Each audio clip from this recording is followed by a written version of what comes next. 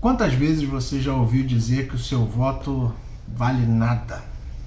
E quantas outras vezes você já ouviu dizer que se o voto mudasse alguma coisa, ele seria proibido, hein?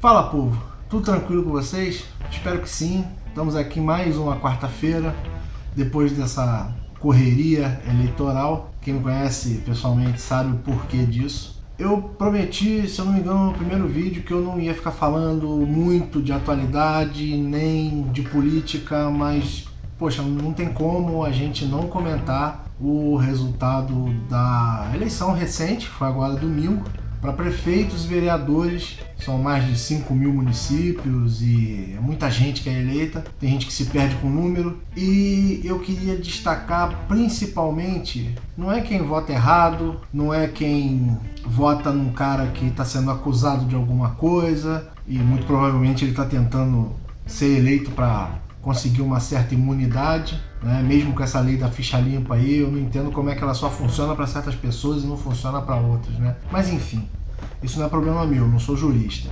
Eu queria comentar, na verdade, sobre quem não vota ou quem vai votar, mas acaba anulando o voto, né? Ou no caso de quem não vai, é a abstenção, se abstém de votar. Essa talvez seja... Em 2014 a gente já teve uma situação parecida com desse ano, um grande número de branco, nulo e abstenção. Só que agora, em 2016, os resultados trouxeram assim números que eu considero até certo ponto surpreendentes, porque é uma situação bem chata você ver certas cidades, certos resultados eleitorais, onde a abstenção, o nulo e o branco, ele é maior do que o candidato que já foi eleito. Ou então, em algumas situações, ele é maior do que os dois candidatos que foram para o segundo turno. Eu copiei aqui uns dados diretamente do TSE, ou seja, não sou eu que estou falando, é o TSE, e vou passar para vocês para a gente poder ter mais ou menos uma noção. Rio de Janeiro, por exemplo, nós vamos ter segundo turno. O primeiro candidato mais votado foi o Crivella, que teve um pouco mais de 842 mil votos. Em segundo lugar ficou Marcelo Freixo, que recebeu um pouco mais de 553 mil votos. Se a gente pegar o número de nulo e de branco, nós tivemos mais de 667 mil votos nulos ou branco. Agora, o mais importante no Rio de Janeiro, o que preocupa, é que se a gente for pegar a abstenção, nós temos um número bem assustador. Mais de 1.189.000 pessoas sequer chegaram perto de uma urna para poder votar em alguém ou anular o voto. É assustador a gente ter uma situação onde, vá lá, a gente é obrigado a votar. Se você não votar, você não vai preso, então isso não é exatamente crime. Se você não quiser votar ou não puder, você pode justificar, seja no dia da eleição, em alguma zona eleitoral, você pode ir no cartório eleitoral da sua cidade e justificar o voto e pagar uma multa, que se eu não me engano é R$3,50, R$4, enfim, é um valor irrisório. Então essa obrigação de votar, ela não pega muito bem aqui no Brasil, ainda mais pessoas que às vezes, vou dar o meu exemplo, eu não moro na cidade onde eu voto e eu preferi não mudar o meu título ainda, e eu teria que gastar mais de R$80 para chegar lá e voltar. Então assim, eu não moro mais lá, minha vontade não é morar mais lá, meus pais moram. Eu adoraria ter uma cidade melhor sempre, porque é aquele meu refúgio, né? Mas não dá pra... não tô com dinheiro sobrando. E para piorar, os meus pais ainda vieram aqui pro Rio, porque eles já estão naquela de não precisar mais votar. Então fiquei naquela de, poxa, o que eu vou fazer lá, sendo que meus pais estão aqui e eu vou ter que gastar uma grana para chegar lá, e, enfim, não votei. Mas tem muita gente que realmente não vai porque não quer, mora na cidade, poxa, aí vai votar em quem? Então não voto.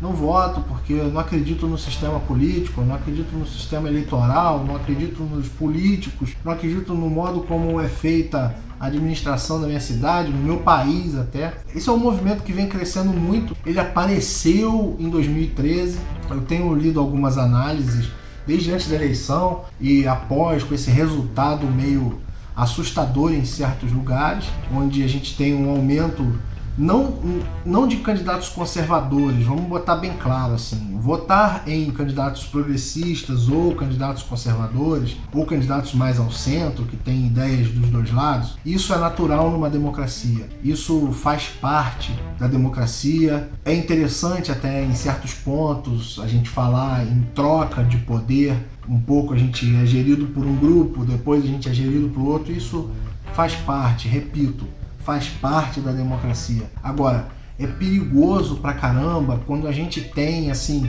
uma série de programações.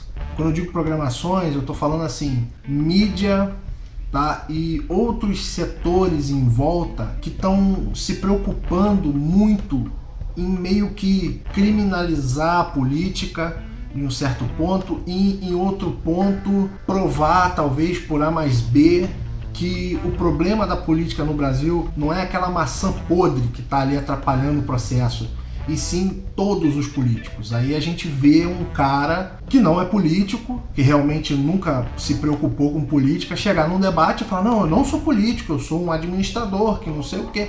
Cara, todos os políticos eles são ou administradores, ou médicos, ou advogados, ou juízes, ou pedreiros, ou torneiro mecânicos. Que se dane, cara. As pessoas são políticas, todos nós somos políticos. E você falar que não faz política também é uma política, também é uma ideologia.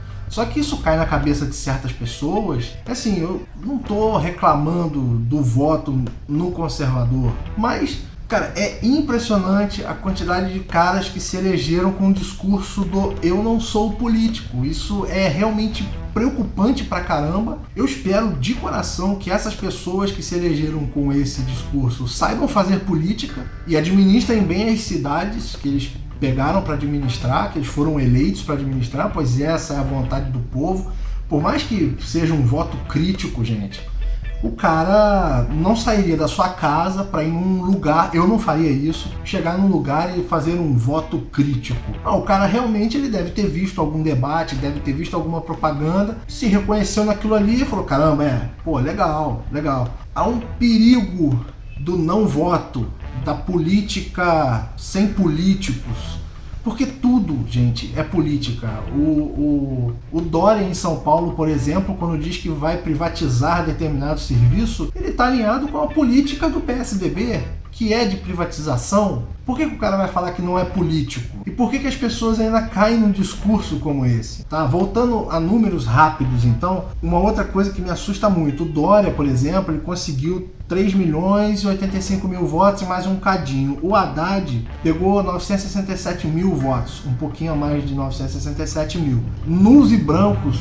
1.155.000 votos. Abstenções, 1.904.000 votos. Cara, tipo, é muito assustador a quantidade de pessoas que não votam. Óbvio, como eu disse, existe aquela criminalização da política, que a política não presta, que a política não vale nada. Agora, é bom lembrar, né? Essas pessoas, elas não foram colocadas lá de uma nave espacial que desceu na Terra e falou, agora vocês vão ficar aqui comandando o Brasil.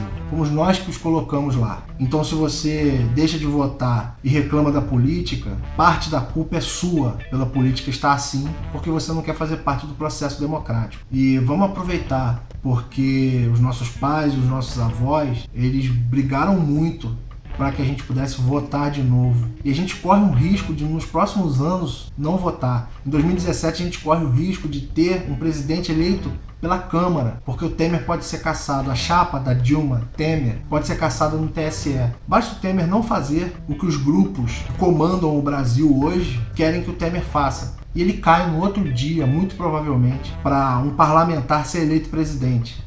Ou seja, você que votou no Aécio, você que votou na Dilma, vai ter um presidente que não fez parte do seu processo eleitoral. Você acha isso legal? E você que não foi votar, vai falar que o presidente é teu? Vai abraçar essa criança? Bom, é isso, galera.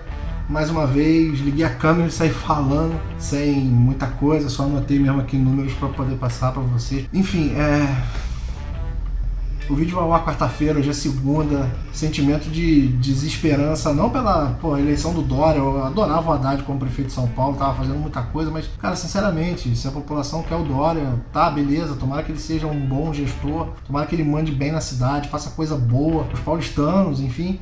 O problema não é esse, se o Crivella foi eleito no Rio também, o problema não é esse, é isso que a população quer. Às vezes é um cara que está olhando para a Zona Norte, para a Zona Oeste, coisa que outros partidos não fazem e ele está fazendo. Mas a quantidade de não voto, a quantidade de discurso de eu não sou político, porra, não é político, vai ser médico, vai ser advogado, vai ser o que você quiser, cara. Sai da política, sabe?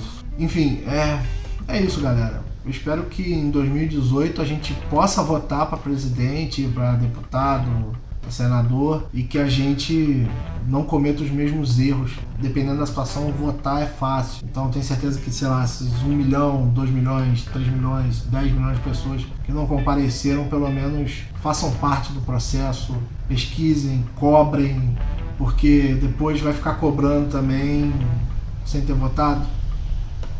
É difícil, né? Boa semana pra vocês. Não sei se sexta-feira vai ter vídeo. A vida anda muito atribulada. Espero que eu indique alguma coisa pra vocês, mas, bom, pelo menos esse vídeo de quarta-feira vai ser sempre certo. Espero, né? Que dê tudo certo nas próximas semanas. Mas é isso aí, galera. Obrigado pela atenção mais uma vez. Até já.